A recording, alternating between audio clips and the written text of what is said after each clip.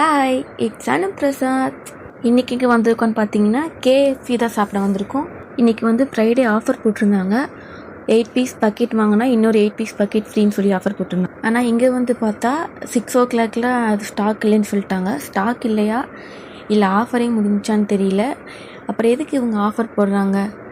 1 வீக்காக ஃப்ரீன்னு சொல்லி ஆஃபர் போட்டுட்டு இருந்தாங்க. இப்போ வந்து கேட்டால் ஸ்டாக் இல்லை ஆஃபர் முடிஞ்சிச்சு. அப்புறம் எதுக்கு ஆஃபர் போட்டாங்கன்னு தெரியல.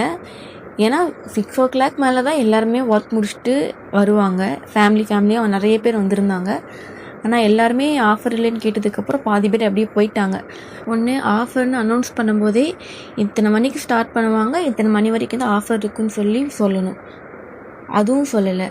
இது என்ன அவங்க பிஸ்னஸ் ஸ்ட்ராட்டஜியான்னு தெரில. ஏன்னா நிறைய பேர் ஆஃபர்னு சொல்லி ஃபேமிலியாக வந்திருக்காங்க. இப்படி ஆஃபர் இல்லைன்னு தெரிஞ்சதும் வேறு வழி இல்லாமல் வித்தவுட் ஆஃபரில் தான் பாதி பேர் சாப்பிட்டுட்டு போகிறாங்க. பாதி பேர் அப்படியே மைண்ட் அப்செட்டோடு தான் போகிறாங்க.